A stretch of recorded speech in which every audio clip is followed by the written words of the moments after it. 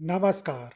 आज मैं आपको महाभारत के कुरुक्षेत्र में हुए 18 दिवसीय धर्मयुद्ध के 13वें दिन की कहानी सुनाऊंगा। महाभारत के 13वें दिन की शुरुआत एक अत्यंत सुनियोजित और घातक सैन्य रणनीति के साथ हुई थी। यह दिन पांडवों के लिए एक चक्रव्यूह के रूप में आया। सुबह की पहली किरण के साथ गुरु द्रोणाचार्य ने कौरव सेना को चक्रव्यूह के आकार में व्यवस्थित किया। यह व्यू केवल सैनिकों की एक पंक्ति नहीं थी, बल्कि यह 7 परतों वाला एक घूमता हुआ चक्र था, जो निरंतर अपनी स्थिति बदल रहा था। सबसे बाहरी परत में साधारण सैनिक थे, जबकि प्रत्येक भीतरी परत में और भी शक्तिशाली योद्धा थे। इसके केंद्र में जयद्रथ को सुरक्षित रखा गया था। चक्रव्यूह को केवल अर्जुन या भगवान श्री कृष्ण ही पूरी तरह भेद सकते थे। इसीलिए युद्ध शुरू होते ही त्रिगर्तराज सुशर्मा और उनके भाइयों की संशप्तकों की सेना ने अर्जुन को युद्ध के लिए ललकारा। वे अर्जुन को कुरुक्षेत्र के मुख्य मैदान से बहुत दूर दक्षिण दिशा की ओर ले गए। अर्जुन क्षत्रिय धर्म के अनुसार चुनौती को अस्वीकार नहीं कर सकते थे, इसीलिए वे कृष्ण के साथ मुख्य मोर्चे से दूर चले गए। संशप्तकों की रणनीति उस दिन हमला कर पीछे हटने की थी, जिससे वह अर्जुन को मुख्य युद्ध से अत्यधिक दूरी पर उलझा कर रख सकें। अर्जुन की अनुपस्थिति में द्रोणाचार्य ने चक्रव्यूह को पांडव सेना की ओर आगे बढ़ाया। जैसे ही चक्रव्यूह आगे बढ़ा, पांडव सेना में भगदड़ मच गई।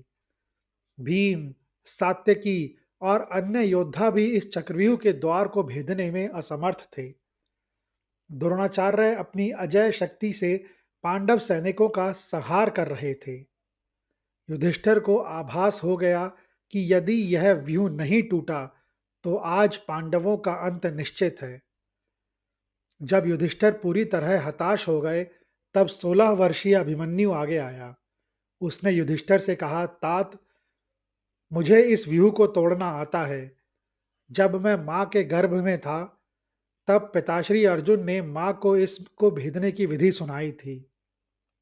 हालांकि मैं इससे बाहर निकलना नहीं जानता, लेकिन मैं भीतर जाकर शत्रु का विनाश कर सकता हूं। युधिष्ठिर ने भारी मन से निर्णय लिया कि भीम और अन्य योद्धा अभिमन्यु के पीछे पीछे व्यूह में प्रवेश करेंगे, ताकि वह अकेला ना पड़े। अभिमन्यु ने अपने सारथी सुमित्र को रथ द्रोणाचार्य की ओर ले जाने का आदेश दिया। अभिमन्यु का पराक्रम इतना प्रचंड था कि उसने पहले ही प्रहार में कौरव सेना की अग्रिम पंक्ति को छिन्न भिन्न कर दिया। उसने द्रोणाचार्य के सामने से निकलते हुए व्यूह के पहले द्वार को भेद दिया, जिससे पूरी कौरव सेना में हाहाकार मच गया। चक्रव्यूह की पहली 3 परतों को भेदना काफी कठिन था, क्योंकि यहाँ द्रोणाचार्य ने अपनी सेना को एक भंवर की तरह व्यवस्थित किया था। जो भी योद्धा भीतर घुसने का प्रयास करता, सेना की लहरें उसे वापस बाहर धकेल देती थीं। व्यूह के सबसे बाहरी द्वार पर स्वयं गुरु द्रोणाचार्य और कृपाचार्य तैनात थे। अभिमन्यु ने सीधे प्रहार करने की बजाय अत्यधिक तीव्र गति का प्रयोग किया। उसने अपने बाणों से द्रोणाचार्य के रथ के घोड़ों को भ्रमित कर दिया। जैसे ही द्रोण ने एक बड़ा अस्त्र संधान किया, अभिमन्यु ने उनके बाण को बीच से ही काट दिया और बिजली की गति से उनके बगल से रथ निकालकर ले गया। यह देखकर द्रोण ने मन ही मन मुस्कुराते हुए कहा, यह साक्षात अर्जुन का ही अंश है। अर्जुन का यह पुत्र साक्षात कार्तिकेय के समान युद्ध कर रहा है। अभिमन्यु ने द्रोणाचार्य को संबोधित करते हुए कहा, आचार्य, मैं आपका पौत्र हूं, लेकिन इस समय एक क्षत्रिय के नाते आपके सामने खड़ा हूं।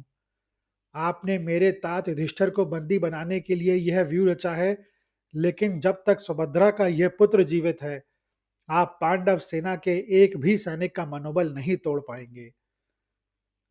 अपना श्रेष्ठ अस्त्र चलाएं, क्योंकि मैं रुकने के लिए नहीं, जीतने के लिए आया हूं। द्रोणाचार्य के मन में अभिमन्यु के प्रति अगाध प्रेम था। उन्होंने मुस्कुराते हुए कहा, पुत्र अभिमन्यु, तुम्हारी वीरता देखकर मुझे गर्व हो रहा है कि मैंने अर्जुन को शिक्षा दी। तुम्हारी गति इंद्र के समान है। लेकिन याद रखो, यह चक्रव्यूह केवल बल से नहीं, अनुभव से जीता जाता है। अभिमन्यु ने तुरंत उत्तर दिया, आचार्य, अनुभव समय के साथ आता है, लेकिन वीरता जन्मजात होती है। आज मैं सिद्ध करूंगा कि शेर का बच्चा छोटा होकर भी वनराज ही कहलाता है। अभिमन्यु ने द्रोण के विरुद्ध मंडल युद्ध नीति का प्रयोग किया। वह इतनी तेजी से अपने रथ को घुमा रहा था कि द्रोणाचार्य को एक साथ कई अभिमन्यु दिखाई देने लगे। दूसरी परत में गांधार की सेना और दुशासन के नेतृत्व में हाथियों की एक विशाल दीवार खड़ी थी। यहाँ अभिमन्यु ने नाराज बाणों का प्रयोग किया। उसने हाथियों के कुंभ स्थल पर प्रहार किया, जिससे हाथी पागल होकर अपनी ही सेना को कुचलने लगे। उसने दुशासन को एक द्वंद्व में इतनी बुरी तरह घायल किया कि दुशासन मूर्छित होकर रणभूमि से हट गया। यह कौरवों के लिए मानसिक आघात था। तीसरी परत पर पहुंचते पहुंचते युद्ध अत्यंत भीषण हो गया था। वहां अंगराज कर्ण ने अभिमन्यु का मार्ग रोका। कर्ण ने अपनी पूरी शक्ति से अभिमन्यु पर बाण की वर्षा कर दी, लेकिन अभिमन्यु ने कर्ण के कवच पर ऐसे प्रहार किए कि कर्ण का धनुष उनके हाथों से छूट गया। अभिमन्यु ने कर्ण के भाई शत्रुंजय को उनके सामने ही मार गिराया। कर्ण जैसा महारथी, जो इंद्र के समान तेजस्वी माना जाता था, एक बालक के वेग के सामने कुछ क्षणों के लिए असहाय हो गया। कर्ण, जो सदैव अपनी वीरता पर गर्व करते थे, अभिमन्यु को देखकर हतप्रभ रह गए। उन्होंने द्रोणाचार्य से कहा, आचार्य, यह बालक तो काल का भी काल प्रतीत हो रहा है। इसके बाणों की गति इतनी तीव्र है कि मुझे संधान और मोक्ष के बीच का अंतर ही समझ नहीं आ रहा। यदि इसे जल्दी ही नहीं रोका गया, तो यह आज ही पूरी कौरव सेना का अंत कर देगा। अभिमन्यु तो व्यूह के भीतर बिजली की गति से प्रवेश कर गया था, लेकिन असली त्रासदी व्यूह के प्रवेश द्वार पर घट रही थी। युधिष्ठिर, भीम, नकुल और सहदेव अपनी पूरी सेना के साथ अभिमन्यु के पीछे पीछे बढ़ रहे थे, पर वहां था जयद्रथ, एक ऐसी दीवार बनकर जिसे पार कर पाना असंभव हो गया। अभिमन्यु के घुसते ही जयद्रथ ने व्यूह का द्वार बंद कर दिया। जब भीम ने अपनी गदा उठाकर जयद्रथ पर प्रहार किया, तो जयद्रथ विचलित नहीं हुआ। पांडवों को पता नहीं था, परंतु जयद्रथ ने वर्षों पूर्व भगवान शिव की तपस्या कर यह वरदान पाया था कि वह एक दिन के लिए अर्जुन को छोड़कर बाकी चार पांडवों को युद्ध में पराजित भी कर सकता है और उन्हें रोक भी सकता है। 13वें दिन महादेव की वही अदृश्य शक्ति जयद्रथ की ढाल बन गई थी।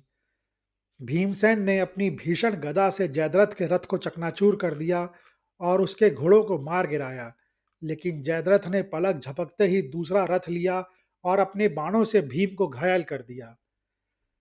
भीम ने जयद्रथ पर शक्ति फेंकी, जिसे जयद्रथ ने हवा में ही काट दिया। भीम जैसा महाबली, जो अकेले सैकड़ों कौरवों को मार सकता था, उस दिन जयद्रथ के सामने विवश खड़ा था। युधिष्ठिर ने अपने दिव्य धनुष से जयद्रथ पर बाणों की वर्षा की, लेकिन जयद्रथ के बाणों ने युधिष्ठिर के धनुष को ही काट दिया।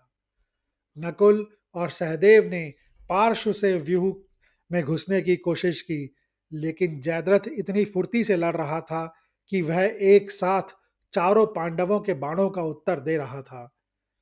पांडव सेना के हजारों सैनिक जयद्रथ के बाणों से कटकर गिरने लगे।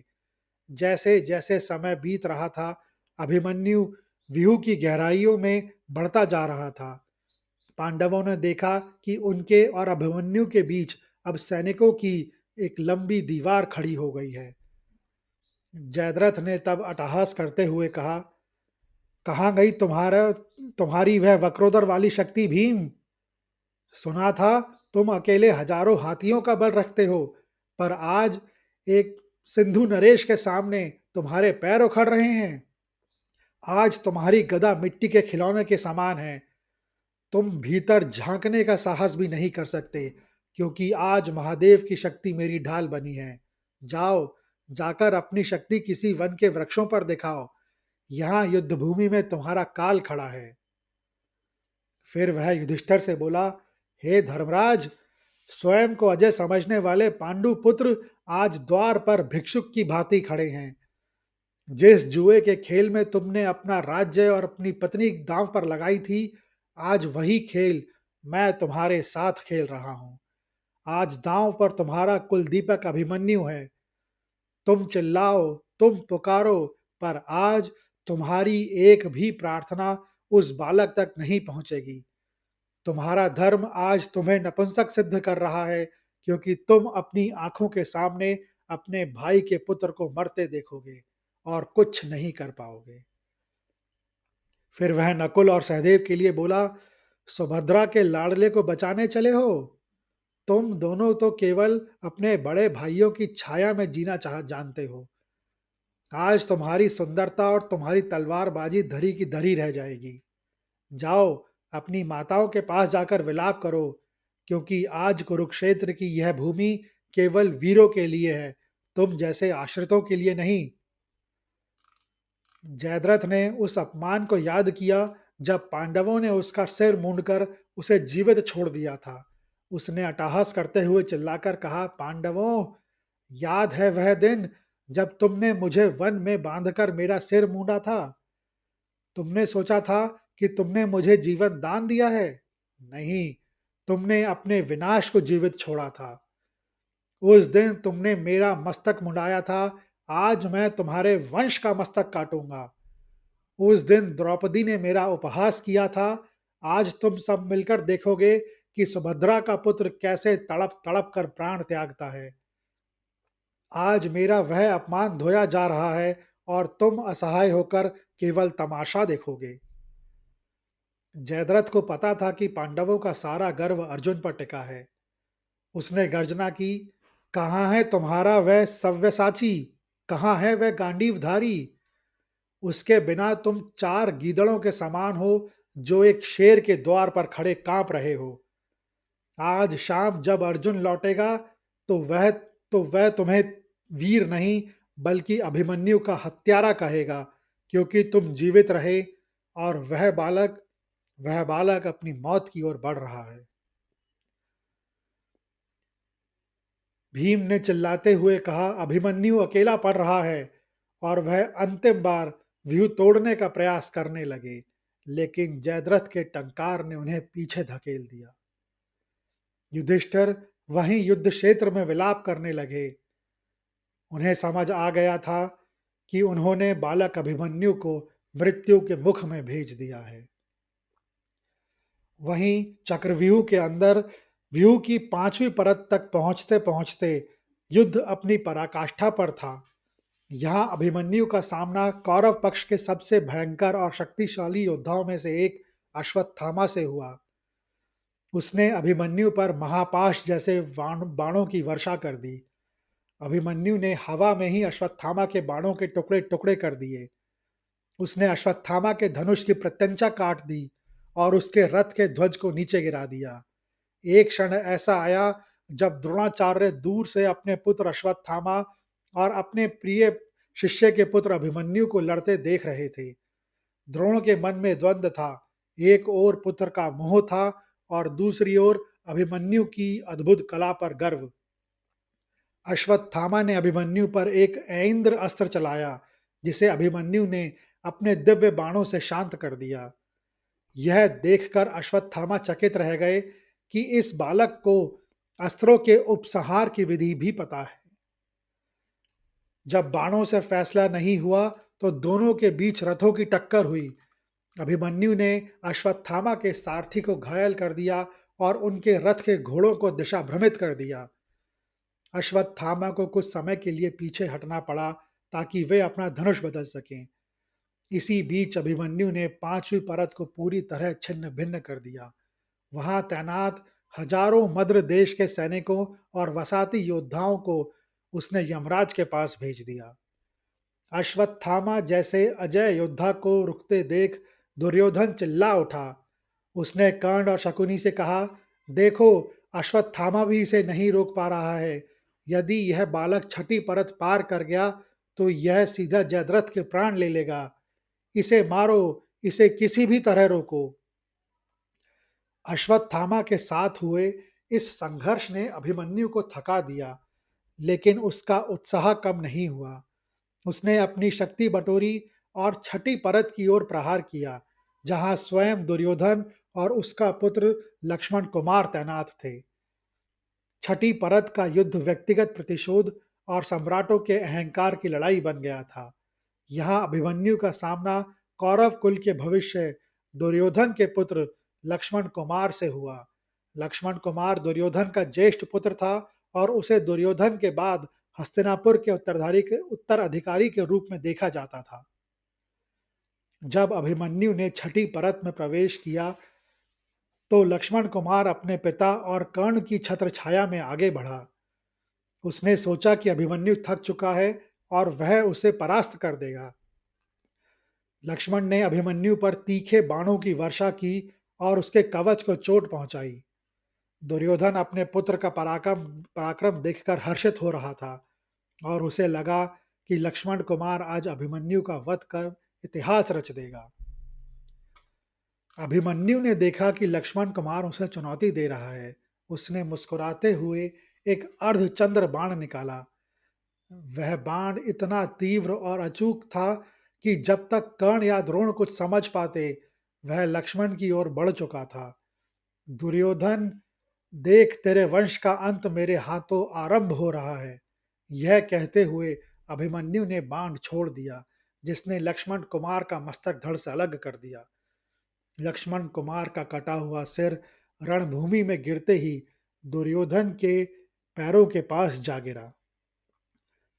अपने पुत्र को अपनी आंखों के सामने मरता देख दुर्योधन का विवेक शून्य हो गया। वह पागलों की तरह चिल्लाने लगा, मार डालो इस पापी को। अब कोई नियम नहीं, कोई मर्यादा नहीं। इसे अभी के अभी खत्म करो। दुर्योधन के इस आदेश ने ही उस अधर्म की नींव रखी, जहां 7 महारथियों ने एक साथ अभिमन्यु पर हमला कर दिया। लक्ष्मण कुमार की मृत्यु के बाद अभिमन्यु अंतिम और 7वीं परत पे पहुंच गया। वहां जयद्रथ सुरक्षित छिपा था, लेकिन अब वह अकेला था और उसके चारों ओर क्रोध से भरे 7 महारथी थे। द्रोणाचार्य, कर्ण, अश्वत्थामा, कृपाचार्य, कृतवर्मा, दुर्योधन, शकुनी और दुशासन का पुत्र। अभिमन्यु ने जयद्रथ को ललकारा, लेकिन 7 महारथियों ने उसे चारों ओर से घेर लिया। कर्ण ने पीछे से वार किया, जो क्षत्रिय धर्म में वर्जित था। द्रोण ने उसके रथ के घोड़ों को मार गिराया। कृपाचार्य ने उसके सारथी का वध कर दिया। अभिमन्यु का रथ टूट चुका था, सारथी मर चुका था और धनुष कट गया था। फिर भी वह बालक खड़ा था, अकेला, निहत्था, लेकिन अपराजय संकल्प के साथ। उसका शरीर बाणों से भिंद गया था, लेकिन उसकी आंखों में पराजय का कोई चिन्ह नहीं था। उसने मयान से तलवार निकाली और ढाल हाथ में लेकर रथ के नीचे छलांग लगा दी। अभिमन्यु ने अपनी ढाल को संभालते हुए द्रोणाचार्य की ओर देखकर गर्जना की, आचार्य, क्या यही आपका धर्म है? क्या इसी शिक्षा के बल पर आप ऋषियों और मुनियों के बीच गुरु कहलाते हैं? एक बालक जिसका धनुष कट चुका है, जिसका सारथी मर चुका है, उसे 7 महारथी घेर कर खड़े हैं। क्या आपकी अंतरात्मा आपको धिक्कारती नहीं है? द्रोणाचार्य निरुत्तर थे। उनकी गर्दन झुक गई और आंखों में पश्चाताप के आंसू थे। उन्होंने भारी स्वर में बस इतना कहा, वत्स, मैं राजा के अन्न और प्रतिज्ञा से बंधा हूं। युद्ध के मैदान में भावनाएं नहीं, केवल कर्तव्य और आदेश चलते हैं। आज तुम क्षत्रिय धर्म की पराकाष्ठा पर हो और हम अधर्म की। अभिमन्यु ने अपनी तलवार हवा में घुमाते हुए कहा, यदि कर्तव्य का अर्थ अधर्म की रक्षा करना है, तो धिक्कार है ऐसे कर्तव्य पर। आप शस्त्र चलाइए आचार्य, क्योंकि मैं गिरने से पहले सिद्ध करूंगा कि अर्जुन का पुत्र कभी घुटने नहीं टेकता। आप 7 मिलकर भी आज एक बालक के संकल्प को नहीं मार पाएंगे। अभिमन्यु ने अपनी तलवार से द्रोण और कर्ण के बाणों को हवा में काटना शुरू कर दिया। वह इतनी तीव्र गति से घूम रहा था कि योद्धाओं को उसकी ढाल के अलावा कुछ दिखाई ही नहीं दे रहा था। शकुनी ने छिपकर पीछे से अभिमन्यु की तलवार के दो टुकड़े कर दिए। जब तलवार भी टूट गई, तब अभिमन्यु ने अपनी ढाल फेंक कर मारी, जिससे दुर्योधन के कई अंगरक्षक घायल होकर गिर पड़े। अंततः जब उसके पास कोई शस्त्र नहीं बचा, तब उसने रथ का पहिया उठा लिया। उसे देखकर द्रोण ने विस्मित होकर कहा, पुत्र रुक जाओ, यह व्यर्थ है। लेकिन अभिमन्यु ने उत्तर दिया, आचार्य, शरीर नश्वर है पर गौरव अमर है। आज इतिहास देखेगा कि गुरु द्रोण के सामने एक बालक ने अपनी अंतिम सांस तक हार नहीं मानी। जब अभिमन्यु पूरी तरह निहत्था हो गया, तो उसने पृथ्वी पर पड़े टूटे पहिए को उठा लिया था। धूल से सने हुए अभिमन्यु ने जब उस पहिए को अपने सिर के ऊपर घुमाया, तो वह साक्षात भगवान विष्णु के सुदर्शन चक्र की भांति प्रतीत हो रहा था। रथ का पहिया हाथ में लेकर अभिमन्यु ने सामने खड़े दुर्योधन की आंखों में आंखें डालकर गर्जना की, दुर्योधन, देख, एक निहत्थे बालक को मारने के लिए तूने भारतवर्ष के 7 सबसे बड़े महारथियों को एकत्रित किया है। क्या यही तेरी वीरता है? क्या इसी विजय के बल पर तू हस्तिनापुर का सम्राट बनना चाहता है? याद रख, आज तू मुझे नहीं, बल्कि क्षत्रिय धर्म की मर्यादा को मार रहा है। मेरे रक्त की एक एक बूंद तेरे विनाश का मार्ग प्रशस्त करेगी। अभिमन्यु ने पहिए से ही द्रोणाचार्य और कर्ण पर आक्रमण कर दिया।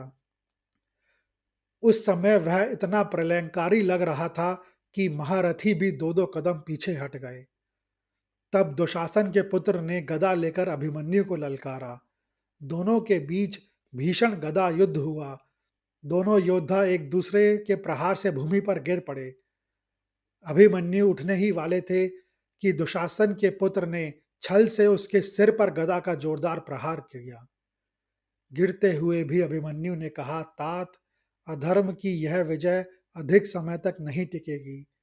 कल जब गांडीव की टंकार गूंजेगी, तब तुम सबको अपनी कायरता का उत्तर देना होगा। अभिमन्यु निष्प्राण होकर भूमि पर गिर गया।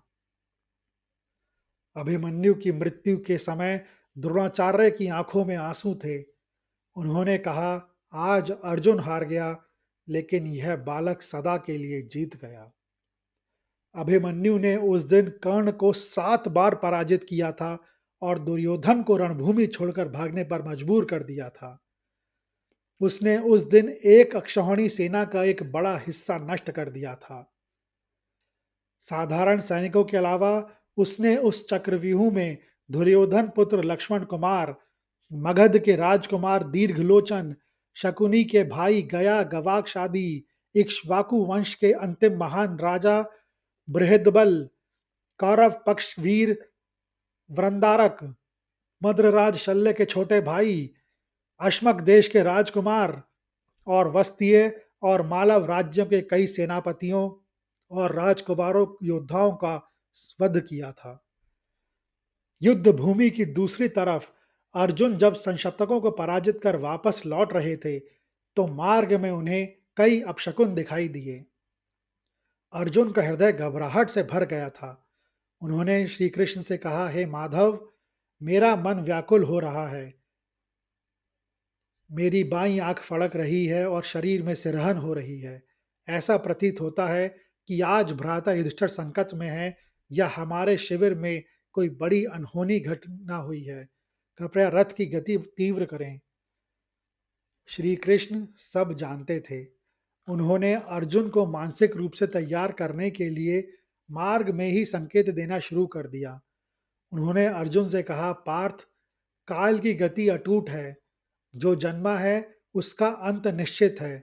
तुम धैर्य रखो, क्योंकि यह धर्म युद्ध अब एक अत्यंत कठिन परीक्षा की ओर बढ़ रहा है। जैसे ही अर्जुन पांडव शिविर के निकट पहुंचे, उन्हें वह कोलाहल सुनाई नहीं दिया जो विजय के बाद अक्सर होता था। आमतौर पर युद्ध के बाद शंख और दुदुम्भी बजाई जाती थी, लेकिन उस दिन चारों ओर शमशान जैसा सन्नाटा था। जब अर्जुन शिविर में प्रविष्ट हुए, तो योद्धाओं ने उनसे नजरें चुरा लीं। कोई भी योद्धा उनका स्वागत करने या उनसे बात करने का साहस नहीं कर पा रहा था। अर्जुन की नजरें सबसे पहले अपने पुत्र अभिमन्यु को ढूंढ रही थी। वह बालक हर दिन युद्ध के बाद सबसे पहले दौड़कर अपने पिता और काका श्री कृष्ण के चरण स्पर्श करता था। जब अर्जुन ने देखा कि अभिमन्यु का रथ खाली खड़ा है, तो वह समझ गए कि अभिमन्यु वीरगति को प्राप्त हो गया है। उन्होंने युधिष्ठिर के कक्ष में प्रवेश किया और वहां सभी भाइयों को सिर झुकाए और रुदन करते हुए पाया। जब अर्जुन को पता चला कि जयद्रथ के कारण भीम और युधिष्ठिर अभिमन्यु की सहायता नहीं कर पाए, तब अर्जुन का शोक महाक्रोध में बदल गया। अर्जुन ने गांडीव हाथ में लेकर अपनी आंखों में क्रोध के आंसू लिए समस्त सेना के सामने घोषणा की, मैं कसम खाता हूं, कल सूर्यास्त होने के पूर्व मैं जयद्रथ का वध करूंगा। यदि मैं कल के सूर्यास्त तक जयद्रथ को यमलोक नहीं पहुंचा सका, तो मैं स्वयं जीवित नहीं रहूंगा और धधकती अग्नि में प्रवेश कर आत्मदाह कर लूंगा। उस रात कौरव शिविर का दृश्य वैसा नहीं था जैसा दुर्योधन ने सोचा था। हालांकि दुर्योधन और शकुनी विजय के उल्लास में डूबे थे, लेकिन शिविर के भीतर एक गहरा वैचारिक और नैतिक विभाजन पैदा हो गया था। द्रोणाचार्य अपने शिविर में अकेले बैठे थे। उन्हें रह रहकर अभिमन्यु का वह चेहरा याद आ रहा था, जो अपने अंतिम क्षणों में उनसे प्रश्न कर रहा था। जब दुर्योधन उनके पास जीत की बधाई देने आया, तो द्रोण ने उसे झिड़कते हुए कहा, दुर्योधन, आज तुम जिस जीत का जश्न मना रहे हो, वह पांडवों के विनाश का नहीं, बल्कि तुम्हारे समूल नाश का कारण बनेगी। कल जब अर्जुन लौटेगा, तो उसे कोई नहीं रोक पाएगा। जहां एक ओर शोक और विवाद था, वहीं जयद्रथ मौत के डर से कांप रहा था। उसने द्रोणाचार्य के पास जाकर एक अजीब सी मांग रखी। जयद्रथ ने कहा, आचार्य, आज तो मैं बच गया, लेकिन कल अर्जुन मुझे नहीं छोड़ेगा। यदि आप मुझे कल सूर्यास्त तक पूरी तरह छिपाने का वचन नहीं दे सकते, तो मैं अभी इसी वक्त यह युद्ध छोड़कर अपने देश सिंधु वापस जाना चाहता हूं। उसने यहां तक कह दिया कि वह किसी गुफा में छिप जाएगा या पाताल चला जाएगा। द्रोणाचार्य जयद्रथ की कायरता देखकर खिन्न थे, लेकिन उन्होंने उसे सांत्वना देने के लिए दो विशेष कार्य किए। द्रोण ने जयद्रथ को बताया कि अर्जुन और तुम दोनों ने मुझसे ही शिक्षा पाई है, लेकिन अर्जुन का तप और अभ्यास अधिक है। फिर भी मैं तुम्हें वह रहस्य बताऊंगा जिससे तुम कल सुरक्षित रह सको। द्रोणाचार्य ने जयद्रथ के शरीर पर एक मंत्रपूत कवच, अंगीरस कवच बांधा। उन, उन्होंने दावा किया कि इस कवच को इंद्र का वज्र भी नहीं भेद सकता। द्रोण ने जयद्रथ को वचन दिया कि वे कल शकट व्यूह, चक्र व्यूह और सूची व्यूह का ऐसा मिश्रण बनाएंगे जिसके अंत में जयद्रथ सुरक्षित रहेगा। अर्जुन को जयद्रथ तक पहुंचने के लिए कम से कम 12 मील लंबी सेना को काटना होगा, जो एक दिन में असंभव है। इसी रात जयद्रथ ने अपने पिता वृद्धक्षत्र को भी याद किया था। उसके पिता ने उसे वरदान दिया था कि जो भी जयद्रथ का मस्तक काटकर भूमि पर गिराएगा, उसके स्वयं के मस्तक के 100 टुकड़े हो जाएंगे। जयद्रथ को लगा कि द्रोण का कवच और पिता का वरदान कल उसे बचा लेंगे। वहीं पांडव शिविर में अर्जुन की शपथ के बाद वातावरण शोक से बदलकर प्रतिशोध में तब्दील हो गया था। रात भर पांडव शिविर में दीपक जलते रहे और युद्ध की अगली रणनीति बनती रही। अर्जुन ने प्रतिज्ञा तो ले ली थी, लेकिन जयद्रथ को मारना सरल नहीं था। श्री कृष्ण ने अर्जुन से कहा, पार्थ, तुमने बहुत भारी प्रतिज्ञा ले ली है। कौरव जयद्रथ को छिपा देंगे और सूर्यास्त तक तुम उस तक पहुंच नहीं पाओगे। अर्जुन का उत्तर दृढ़ था, केशव, आपके रथ हाँकते हुए मुझे किसी का भय नहीं। यदि कल जयद्रथ पाताल में भी छिप जाए, तो मेरा गांडीव उसे खोज निकालेगा। महाभारत के कुछ वृत्तांतों के अनुसार उस रात अर्जुन मानसिक रूप से विचलित थे। तब श्री कृष्ण उन्हें योग शक्ति के माध्यम से कैलाश पर्वत पर ले गए। वहां अर्जुन ने भगवान शिव की स्तुति की। महादेव ने अर्जुन को उनके पूर्व जन्म के तप की याद दिलाई और उन्हें पाशुपत अस्त्र के संधान की विधि पुनः स्मरण कराई।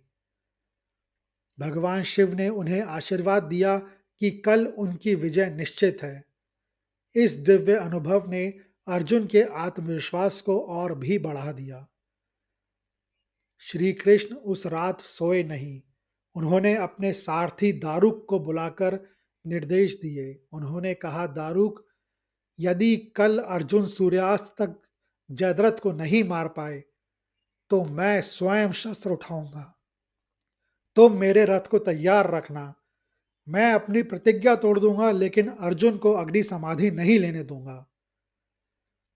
कृष्ण अपनी शस्त्र न उठाने की प्रतिज्ञा तोड़ने को तैयार थे, क्योंकि वे अर्जुन को खोने का जोखिम नहीं ले सकते थे। कुरुक्षेत्र धर्म युद्ध की वह रात बहुत लंबी थी। युद्ध के अगले दिन संसार अर्जुन का वह रूप देखने वाला था, जिसकी किसी ने कभी कल्पना भी नहीं की थी। यह कहानी सुनने के लिए धन्यवाद। कल मैं युद्ध के 14वें दिन के वृत्तांत के साथ उपस्थित होऊंगा।